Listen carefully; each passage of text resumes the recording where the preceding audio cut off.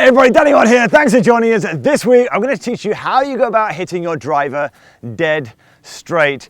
You know how important it is. You get on the fairways. If you can start hitting those fairways long and straight, it's going to set up those chances for hitting pars and birdies. And I know some of you out there aren't interested in necessarily just getting distance. You're just happy to hit the ball much straighter as opposed to getting those horrible bends into the woods on the right and the left. Well, we've got you covered in this week's training. We're going to cover exactly how you go about doing that. It comes down to a couple of things.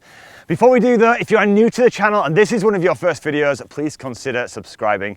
I release content like this every week to try and help you improve your game. So what have we got for you? Well, let's start with, if you want to get that club or that ball going dead straight, what have you got to be good at? You've got to be good at presenting that club face square to that golf ball on a regular basis. In order to do that, you're going to need two things. You need an impact condition where the club isn't wafting around. Those of you out there are handsy, okay, that's going to be very difficult. If you imagine this, I'm looking at here, look, and I'm kind of wafting this club around with my wrists, the club face is going to be hard to keep square. Whereas if I kind of, in a sense, somehow are able to kind of keep this more stable through the impact area, I'm going to be able to increase the chances of hitting the ball much, much straighter. So how do you go about doing that? Watch this. So I've got a little training aid here, tennis racket. Now, I want you to imagine the tennis racket now represents the squareness of your face. And you're holding the club with your trail hand here, and you're going to imagine coming into that ball in a way that brings that club face back to square. So we're getting ourselves set here, and you're going to bring it back to square. Now notice this, every single time you do this, the body will naturally start to open up. Because when you're hitting a shot here, notice if someone's playing tennis, they naturally open up. You do. Imagine if you didn't have a tennis racket to hand and you've got a wall in front of you. Just imagine this, get your arm in a position which is down here. And then imagine smacking that wall with the flat part of your hand, not the fingers here, the flat part. As you get the flat part hitting, look at the difference. Look at my trail elbow. It naturally is bent, it's close to my body here. And look what my body naturally does, it opens up. So what you're trying to do is get the flat part of your trail hand here, smacking that golf ball. That's your square face. Notice this in action here, watch this. Smack. I'm not allowing the hand to flick in any shape or form. Notice this, flat, smash here. I get, look at this, wonderful position here. Trail hand, elbow is into the side. My body's naturally opened up. It's a wonderful feeling. Now, take the golf club in your trail hand as well. Same principle. Now, if you play golf right-handed and you swing left-handed, I've got you covered, so don't worry, just hold on fire. I'm going to do it in a left in a second, but you get yourself set here. Now watch this. Swing it back. Now imagine the flat part of that right hand now is coming into the golf ball. It's here, look. It's not there. I'm literally going smack. As I'm doing this and I'm keeping this back here, there's almost like a hinge in my right wrist here as I'm doing this. It's smack. As I do this, my body naturally starts to open up through impact. Now, for those of you who have these loops in your swing, okay, those loops disappear when you do this action. Because watch this. If I'm going to present this racket to the ball, would it make any sense to do this? Look at that. Look how the racket, it just makes no sense at all, does it? Would I do this? Again, makes no sense. So when I've got my hand here and I'm thinking, right, I'm going to bring that racket back to square, notice this, smack. This right shoulder, or my trail shoulder here, always stays behind because I'm trying to kind of present the hand and therefore the club face square to impact. So this is always holds back. If I did this, look what would happen to my arm. It starts to rotate and bring the club in and the racket this way.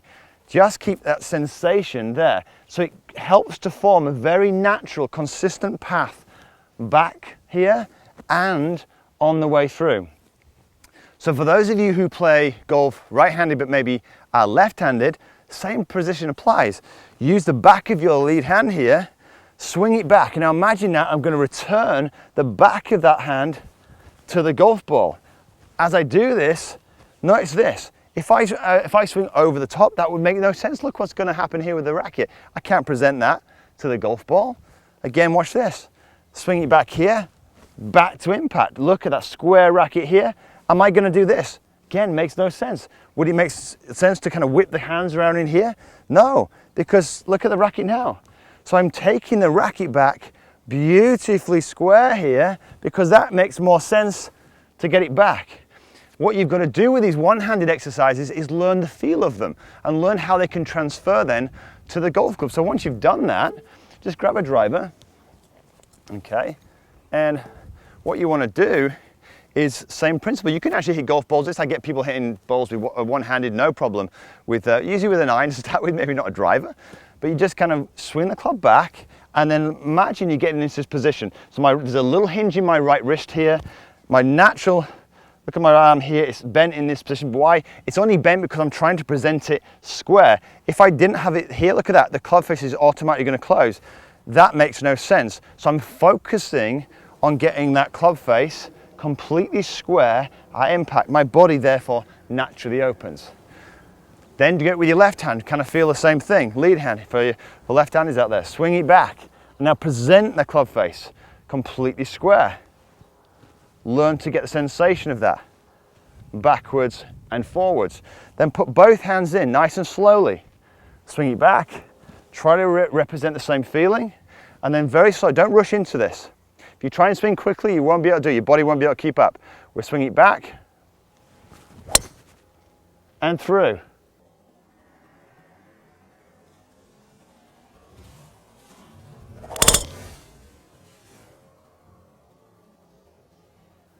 Not bad, it's pretty straight, that one.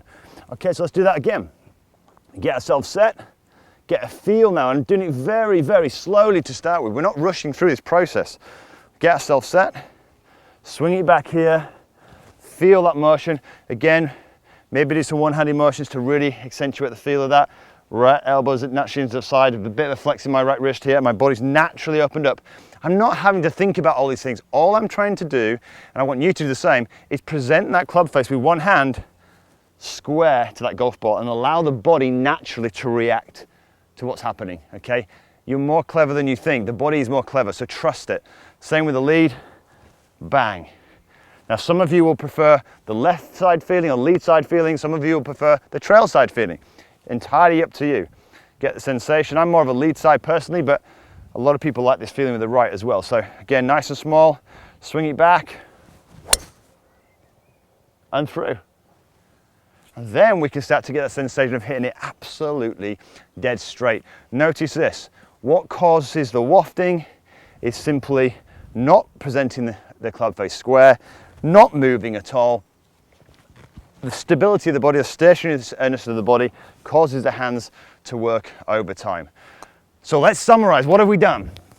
You want to hit a driver dead straight, you're going to have to do two things. You're going to have to be very good at presenting the club face square to that golf ball. You don't want any wafting around, and you don't want any loops around here. To do that, grab yourself a tennis racket, because nobody loops around with tennis, okay?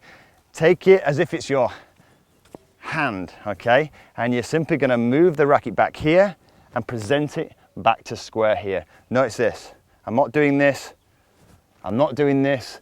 Because of that, watch this. That's kind of, I see a lot of people in that position. I see a lot of people in that position, racket facing this way. You never do that in tennis. Bang.